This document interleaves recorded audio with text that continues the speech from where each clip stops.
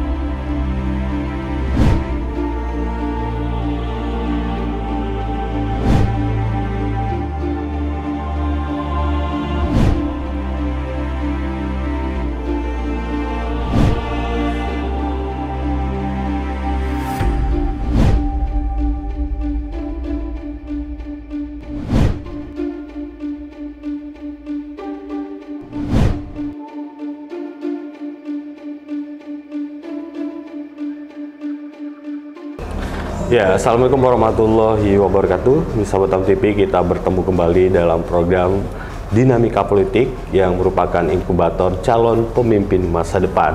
Dan kali ini kita bersama salah satu tokoh penting yang ada di Kepulauan Riau, yaitu Bapak Rusdin Hud yang merupakan calon anggota DPR RI dari Partai Kebangkitan Bangsa. Benar Pak ya? Dan langsung saja kita berbincang kali ini di Dinamika Politik bersama beliau, dan kita akan tahu gimana ide dan juga pendapat beliau mengenai terutama mengenai pemilu 2024 nantinya. Bagaimana kesibukan Pak Rusdin Hud di masa kampanye ini, Pak? Baik, terima kasih. Alhamdulillah kita berterima kasih kepada Partai Kebangkitan Bangsa yang telah mengamanahkan kepada kami untuk nomor urut 2. Nomor urut 2 ya. Dan sejak awal sosialisasi kita jalankan ke seluruh daerah di Provinsi Kepulauan Riau, terutama Batam, kemudian kampung kelahiran saya di Kabupaten Karimun, dan insya Allah 1-2 hari ini kita akan berada di Bintan, di Tanjung Pinang dan Tanjung Uban, dan akan terus menerus sampailah berakhirnya masa kampanye pada tanggal 10 Februari nanti. Baik Pak, yang seperti yang kita tahu nanti pada pemilu 2024 mendatang ini kan banyak tokoh-tokoh Kepri yang juga ikut Pak dalam pemilu 2024 nantinya. Nah, bagaimana Pak Rusdin Hud melihat adanya tokoh-tokoh ini yang ikut di 2024 kali ini Pak? Saya melihat untuk tahun pemilu 2024 ini memang begitu dahsyat, karena untuk pertama kalinya setelah 4 kali pemilu berdirinya Provinsi Kepulauan Riau, kali ini hampir semua kekuatan pemimpin-pemimpin pejabat-pejabat ikut dalam pemilihan umum dalam calon legislatif maupun DPD RI. Contohnya Pak Ismail Abdullah, mantan gubernur kita. Artinya wajah-wajah lama Pak ya. Ya, kemudian Isdianto, mantan gubernur. Tidak pula kurang melihat, kita lihat mantan-mantan Kapolda, Wakapolda seperti Pak Uce Mendi, Pak Darmawan, dan juga kita melihat tokoh-tokoh yang di sebalik itu seperti Gary Yazid, mantan Kajati, dan mantan Ketua DPRD Andi Anar Khalid. Saya kira ini kali suatu sebuah perjuangan mungkin akan adanya perubahan besar setelah pemilu ini. Karena itu kami merasa seluruh masyarakat mestilah sungguh-sungguh melihat dan benar-benar menyelamatkan negeri ini dengan mendatangi TPS dan memilih orang-orang benar yang layak memimpin Kepri di masa depan maupun Indonesia. Tapi Bapak sendiri melihat fenomena ini seperti apa Pak? Saya melihat mungkin karena sudah ada fenomena perubahan, sehingga ada orang yang merasa mempertahankan status dan harus mengadakan perubahan. Saya sendiri sebetulnya sudah berumur 67 tahun, dan saya sudah melihat Provinsi Kepri ini selama 20 tahun lebih. Saya melihat tidak adanya perbaikan yang begitu mendasar. Para calon-calon DPR RI, mereka calon kemudian mereka pergi dan tidak peduli dengan masyarakat. Begitu juga DPRD provinsi. Karena itulah saya melihat saya perlu datang untuk memberitahu kepada mereka-mereka ini, kalau mencalonkan diri ya sungguh-sungguh datang. Ini ulang tahun provinsi dia tidak datang, ulang tahun Kepulauan Riau dia tidak datang, dan masalah-masalah prinsip di Kepulauan Riau mereka tak mau peduli. Sedangkan sekarang masyarakat sudah sangat-sangat menunggu bagaimana waktu-waktu mereka untuk berpihak kepada masyarakat. Baik Pak, ini kan di 2024 Bapak mencalonkan sebagai legislatif. Nah, kita tahu mungkin sosok Bapak sendiri itu cocok juga untuk di eksekutif, seperti mencalonkan diri sebagai calon gubernur gitu. Ada rencana nggak Pak ke situ? Pertama saya melihat kondisi hari ini dan memungkinkan sangat apabila selesai pemilihan legislatif akan melahirkan hasil-hasil DPRD yang akan lihat siapa yang mayoritas maupun yang berhak mencalonkan gubernur. Dan sebenarnya kali ini yang sudah nampak selama ini adalah sepertinya Rudi, wali kota Batam, dengan Ansar Ahmad, gubernur yang sekarang, incumbent. Tapi bukan tak memungkinkan, sudah ada baleho yang menaikkan Irjen Erisman, mantan Kapolda NTT. Dan sekarang ada tokoh lagi yang juga perlu kita pertimbangkan.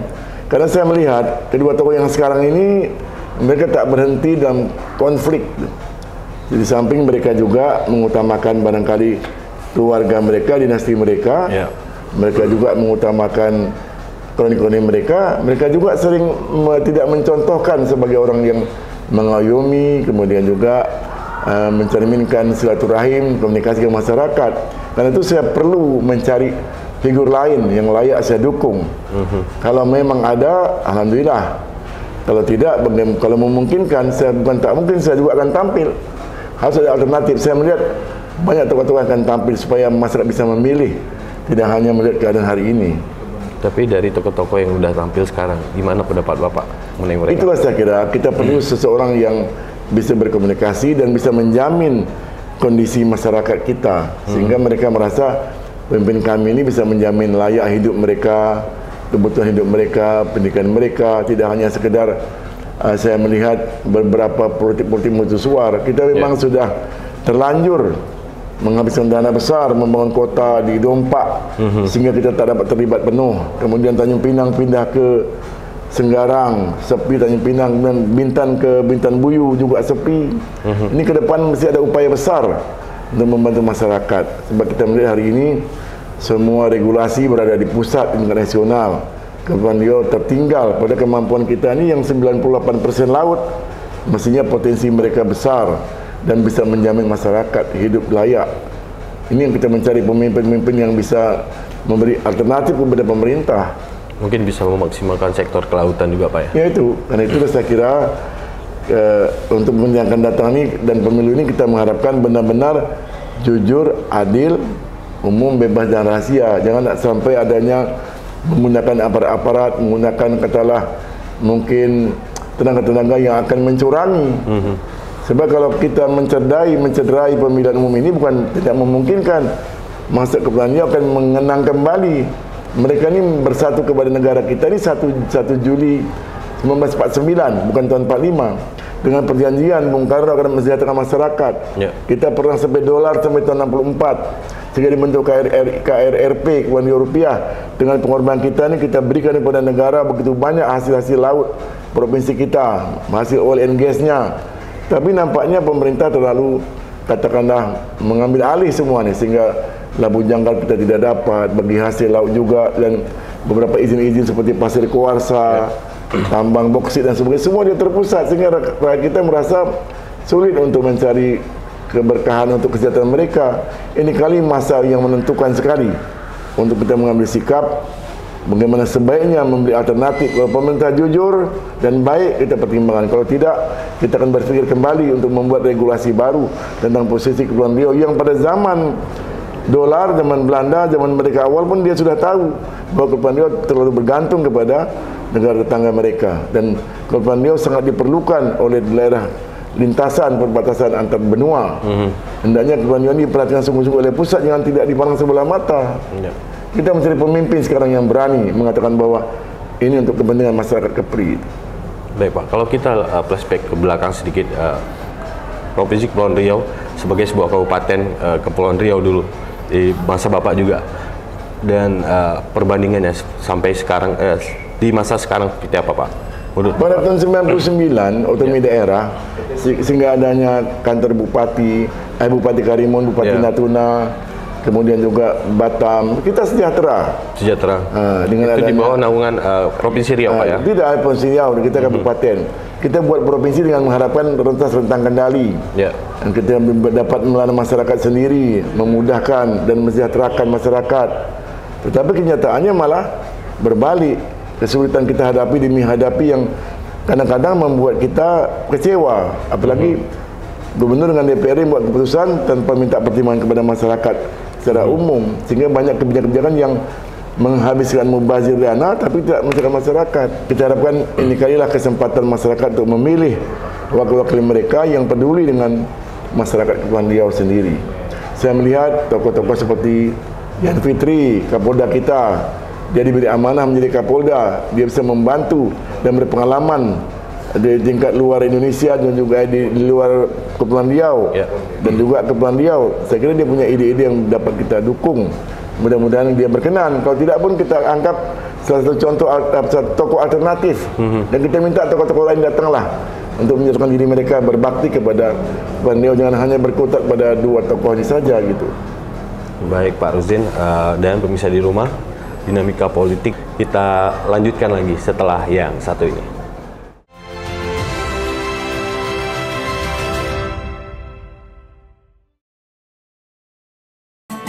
Inilah top 10 destinasi wisata Kabupaten Lingga.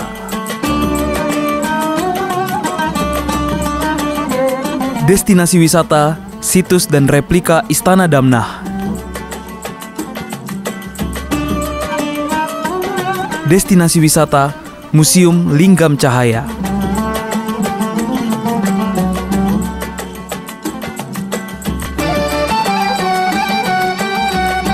Destinasi wisata, Makam Merah.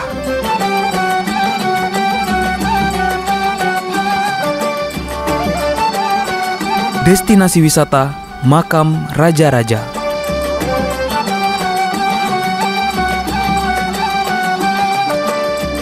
Destinasi wisata, Kota Dabo Singkep.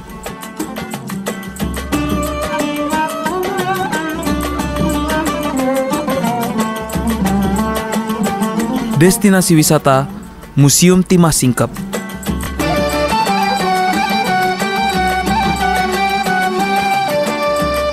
Destinasi wisata, Air Terjun Resun.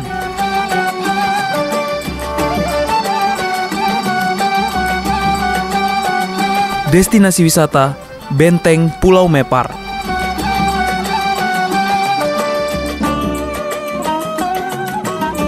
Destinasi wisata, Benteng Bukit Cening.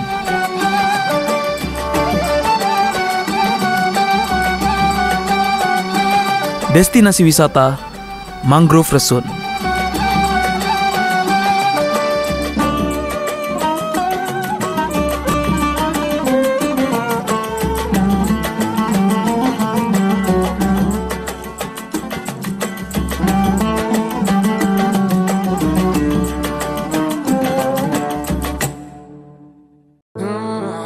Berikut adalah 10 destinasi wisata terbaik yang ada di Kabupaten Kepulauan Anambas versi Batam Televisi. Masjid Agung Baitul Makmur adalah destinasi wisata religius yang eksotis, megah, dan berada di puncak ketinggian, seperti gerbang sebelum memasuki kota Tarempa. Berseberangan dengan Masjid Agung Baitul Makmur, Vihara Gunung Dewa Siantan telah menjadi destinasi wisata religi lain di Tarempa. Berdiri megah di atas bukit batu, menjadikannya sebuah tempat yang eksotis.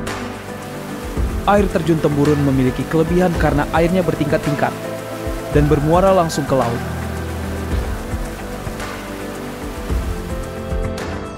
Ditatanya fasilitas pendukung pariwisata dengan baik, menjadikan Pulau Pangeran Desa Belibak termasuk dalam 10 desa kreatif Asosiasi Desa Kreatif Indonesia oleh Kementerian Pariwisata dan Ekonomi Kreatif.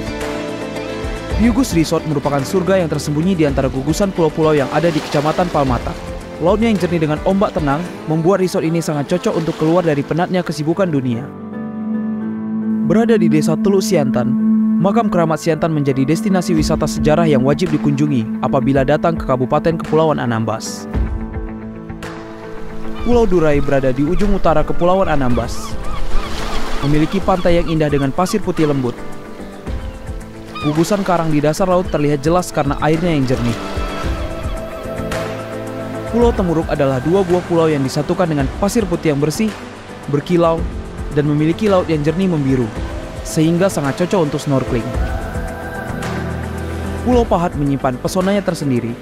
Lautnya yang jernih membuat terumbu karang jelas terlihat hingga jauh ke tengah. Pulau Pahat juga merupakan tempat konservasi penyu di Anambas. Pantai Padang Melang dikenal karena memiliki bibir pantai terpanjang di Kabupaten Kepulauan Anambas, yaitu sepanjang 7 km.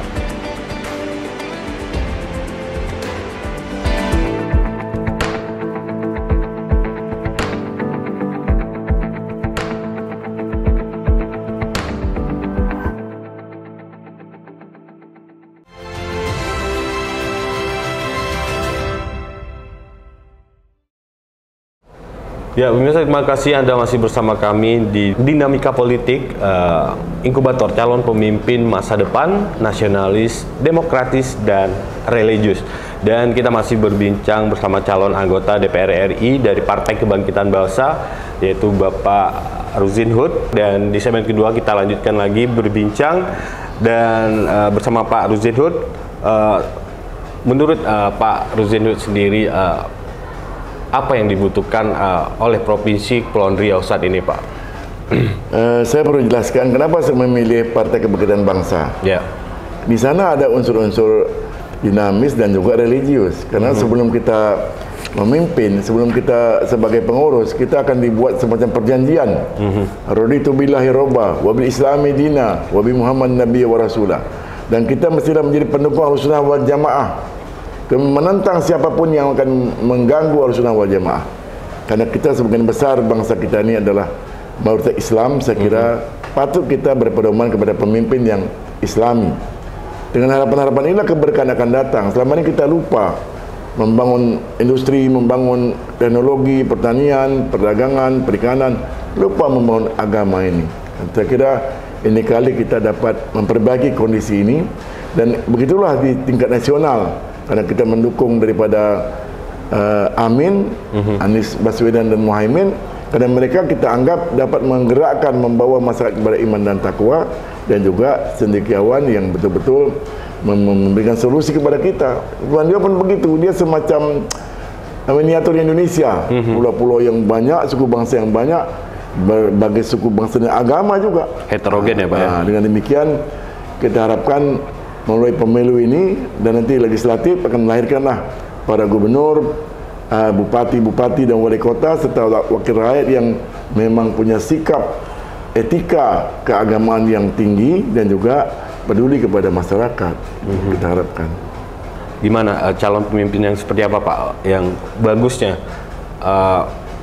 menyikapi permasalahan di Kepri yang khususnya Kota Batam ini yang masyarakatnya heterogen dari berbagai suku dan juga agama tadi Bapak bilang? Pertama, dia harus mengingat sejarah Kepulauan Riau adalah negeri tua. Ya. Sebagai negeri yang leluhurnya raja-raja sultan-sultan Melayu, Tanah Bintan itu membuka Singapura dan membangun negeri Melaka, dan kembali ke Bintan, dan seluruh kerajaan Melayu berujung daripada kerajaan Bintan yang mereka rata-rata bersarak kitabullah. Berarti paham agama mereka sudah dari awal telah memberikan seni-seni daripada bernegara, berbangsa dan juga memerintah daerah. Kemudian dari sanalah kita bergerak untuk memperhatikan tokoh ini mestilah kalau bisa tokoh daerah, dan dia faham dengan kondisi daerah. Menurut informasi terakhir daripada Perda RZWP yang kalau kita sahkan itu, Kepulauan Riau ini sebenarnya 98% laut. 2% saja yang darat. Sampai sekarang kita tak punya konsep jelas mengenai kemaritiman. Tempat pelelangan ikan pun tidak ada, dan potensi laut kita abaikan dengan anggaran-anggaran yang tidak memadai. Saya kira kalau mereka maksimalkan ini, kemudian juga kita dapat memfungsikan sebagai pasar untuk Malaysia dan Singapura, kita sudah cukup sejahtera. Tapi regulasi pusat memberikan otonomi kepada daerah. Ini yang kita harapkan, supaya jangan pemerintah terlalu katakanlah mendominasi daerah, sehingga anggaran-anggaran biaya pun dicicil-cicil. Kasihan sekarang ini kepada pemerintah dan masyarakat kita mengharapkan mengemis dari pemerintah pusat yang kita mampu berotonomi. Ini yang sedang kita cari, pemimpin ke depan yang berani dan bisa memberikan alternatif dan punya data-data yang persis tentang keberadaan beliau, tidak hanya mendapat jabatan DPR, DPR RI kemudian ditinggalkan kita, kemudian mendapat jabatan menjanjikan ini dan itu tidak terselesaikan. Ini yang kita tidak mau. Baik Pak, kalau kita melihat sekarang perkembangan dunia industri dan juga pariwisata di Kepri, menurut Bapak tepat nggak sih industri dan juga pariwisata dikembangkan di Kepulauan Riau? Saya kira dengan kondisi posisi kita yang memang berdekatan dengan Singapura dan Malaysia, mereka tidak ada alasan lain kecuali mengantar para turis datang ke Kepulauan Riau, terutama Batam, Bintan, bahkan sekarang sampai ke Anambas, Pulau Bawah sampai ke Natuna. Hanya kita mesti kuat membentengi mereka dari segi agama dan kebudayaan, jangan sampai terkorban. Sebab kita ini daerah lintasan narkoba juga, yang begitu masuk begitu cepat karena tidak ada pintu yang bisa membatasi. Kemudian juga interpretasi budaya-budaya juga. Maka benteng agama ini mesti tinggi, mesti kita ingat dengan pesan-pesan Raja Ali Haji Gurniam 12-nya, kemudian Dalil Khairat, kitab yang dibawa perang oleh Raja Haji Fisabilillah. Ini disosialisasikan pada masyarakat sehingga mereka bukan benteng pada kita. Kalau tidak, kita akan lihat masa depan Kepri akan tinggal nama negeri yang berbudaya, bersultan, beraja, tapi masyarakatnya tidak terlibat dalam syariat ataupun budaya tadi. Kita mengharapkan inilah yang menjadi konsep ke depan, dan mudah-mudahan dengan momentum Pileg, kemudian Pilpres ini memang menjadi keberkahan lah Kepulauan Riau itu untuk memajukan negeri mereka yang didukung oleh anak-anak Kepri sendiri dan bersama dengan perantau-perantau juga seluruh masyarakat yang mustautin yang tinggal di tanah Melayu ini. Artinya harus memaksimalkan potensi yang ada, kelautan, perikanan dan juga pariwisata dan industri Pak ya. Begitu dahsyat, tapi kita lupa kepada potensi-potensi kita ini. Asyik menunggu bagi hasil, menghabiskan APBD, membuat program seperti jembatan Bintan yang menghabiskan banyak dana tapi belum juga berhasil. Begitu juga janji-janji lain soal Rempang dan Galang yang sangat mengganggu ketenangan masyarakat. Ini semua kita bicarakan dengan musyawarah mufakat. Saya kira insya Allah akan berhasil. Baik Pak, sejauh ini Pak, kebijakan yang diambil oleh pusat untuk Kepulauan Riau menurut Bapak sudah tepat atau kurang tepat? Mengingat saya ini pernah menjabat sebagai bupati pada tahun 2000-an, kita melihat adanya usaha-usaha yang boleh dilakukan oleh pemerintah daerah, menerima anggaran langsung dari retribusi, itu memakmurkan, memajukan negeri. Tapi sekarang semuanya Pak Camat, Pak Bupati dengan Gubernur seperti camat saja, tidak punya hak apapun kecuali dari pusat. Ini yang patut kita revisi sehingga daerah juga menerima dengan baik. Begitu juga dengan sistem-sistem upah kerja dan sebagainya. Dan inilah saya kira mestilah adanya wakil-wakil rakyat yang mumpuni, yang berani bicara di tingkat nasional dan juga melihat data persis kondisi masyarakat sehingga Kepulauan Riau akan menjadi lebih baik melalui peristiwa yang diharapkan terbaik pada pemilu yang akan datang nanti. Baik, terima kasih Pak Ruzinul dan pemirsa Batam TV. Sekali lagi, dinamika politik inkubator calon pemimpin masa depan akan kembali lagi setelah jeda pariwara berikut ini.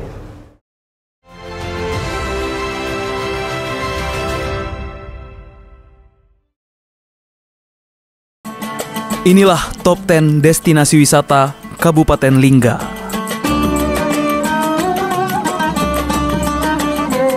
Destinasi wisata, situs dan replika Istana Damnah. Destinasi wisata, Museum Linggam Cahaya.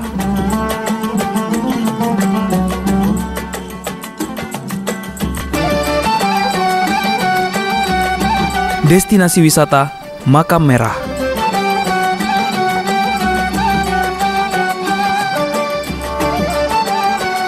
Destinasi wisata, Makam Raja-Raja.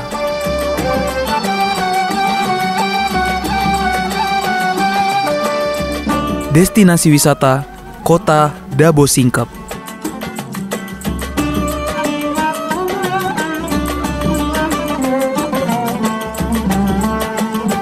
Destinasi wisata, Museum Timah Singkep.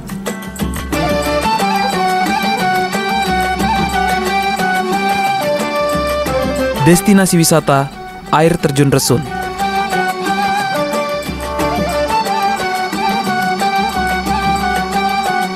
Destinasi wisata Benteng Pulau Mepar.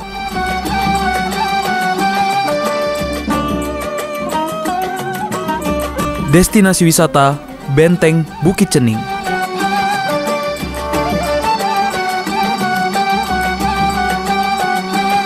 Destinasi wisata Mangrove Resun.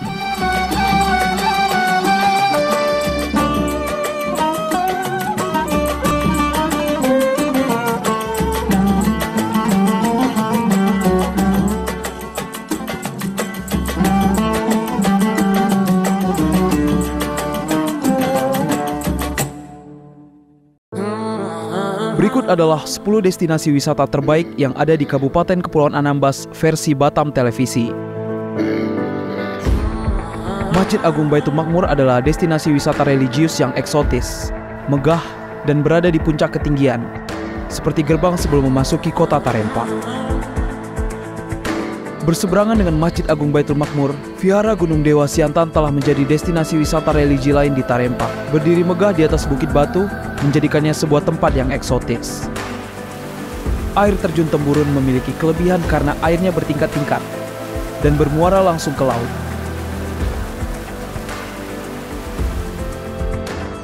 Ditatanya fasilitas pendukung pariwisata dengan baik, menjadikan Pulau Pangeran Desa Belibak termasuk dalam 10 desa kreatif Asosiasi Desa Kreatif Indonesia oleh Kementerian Pariwisata dan Ekonomi Kreatif.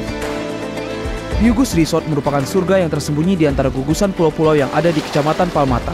Lautnya yang jernih dengan ombak tenang membuat resort ini sangat cocok untuk keluar dari penatnya kesibukan dunia. Berada di Desa Teluk Siantan, Makam Keramat Siantan menjadi destinasi wisata sejarah yang wajib dikunjungi apabila datang ke Kabupaten Kepulauan Anambas. Pulau Durai berada di ujung utara Kepulauan Anambas. Memiliki pantai yang indah dengan pasir putih lembut. Gugusan karang di dasar laut terlihat jelas karena airnya yang jernih. Pulau Temuruk adalah dua buah pulau yang disatukan dengan pasir putih yang bersih, berkilau, dan memiliki laut yang jernih membiru, sehingga sangat cocok untuk snorkeling. Pulau Pahat menyimpan pesonanya tersendiri. Lautnya yang jernih membuat terumbu karang jelas terlihat hingga jauh ke tengah. Pulau Pahat juga merupakan tempat konservasi penyu di Anambas. Pantai Padang Melang dikenal karena memiliki bibir pantai terpanjang di Kabupaten Kepulauan Anambas, yaitu sepanjang 7 km.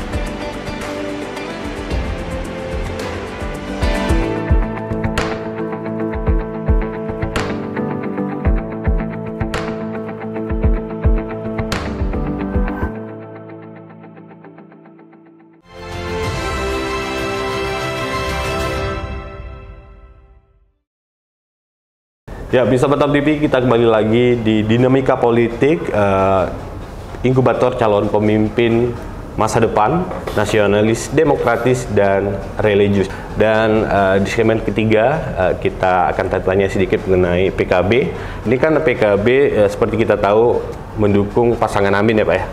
Nah, ini ada nggak pengaruh dukungan PKB terhadap Amin di daerah seperti apa gitu? Saya merasakan sendirilah. Waktu awal saya dicalonkan oleh PKB untuk maju sebagai anggota DPR RI, saya melihat antusias masyarakat agak dingin karena waktu itu kita belum ke Amin. Dan masyarakat suka menyayangkan kenapa Bapak mau ke sana.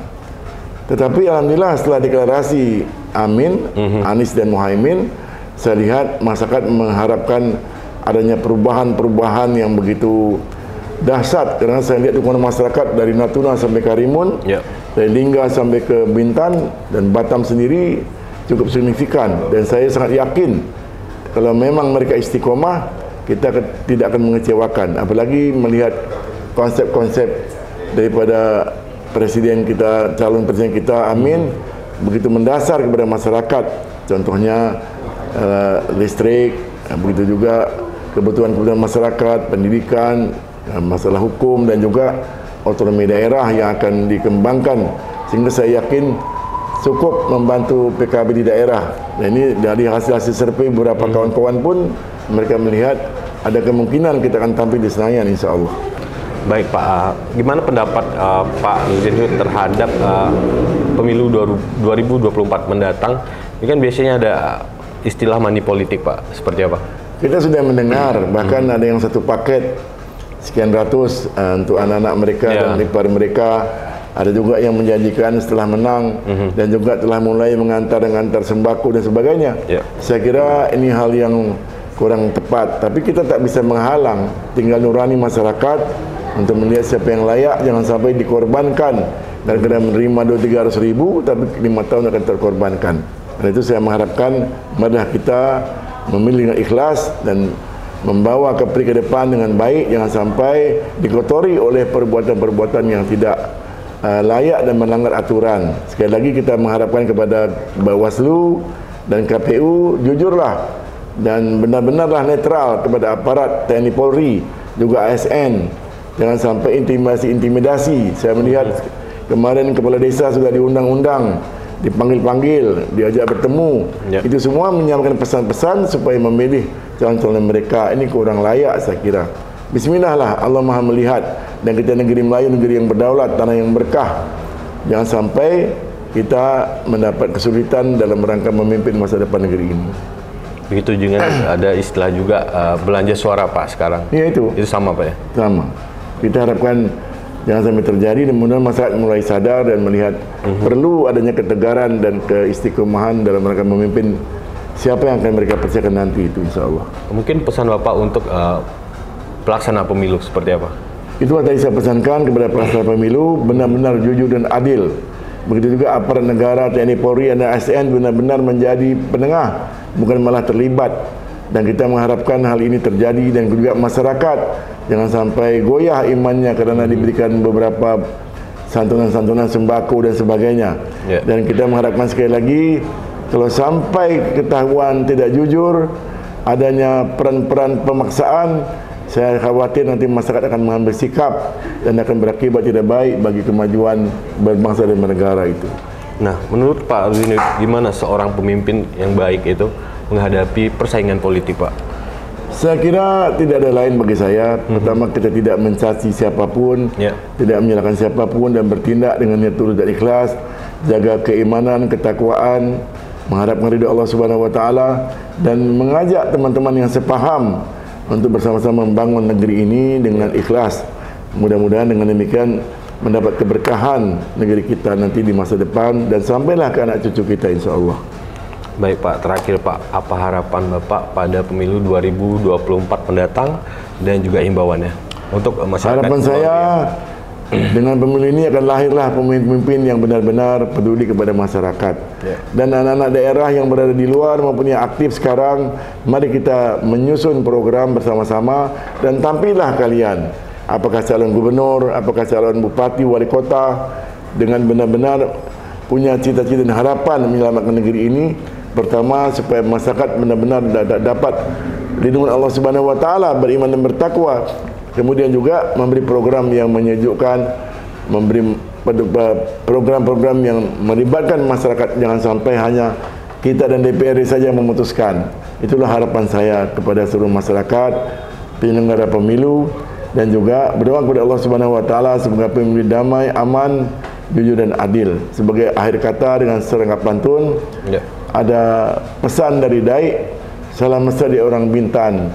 Kalau ada pesan-pesan kami yang baik, mari simpan jadi ingatan. Terima kasih. Baik, terima kasih buat pantunnya Pak. Dan terima kasih juga untuk waktunya hari ini sudah berbagi dengan pemirsa Batam TV dan kita di sini.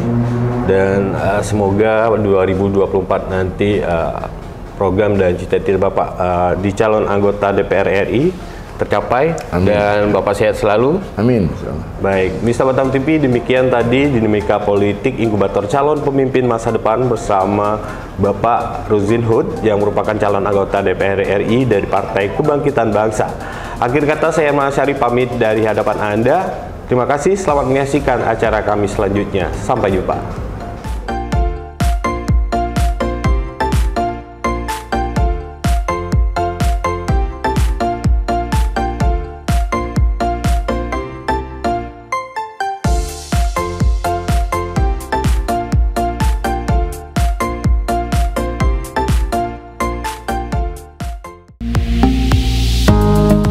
TV, Inspirasi Kepri.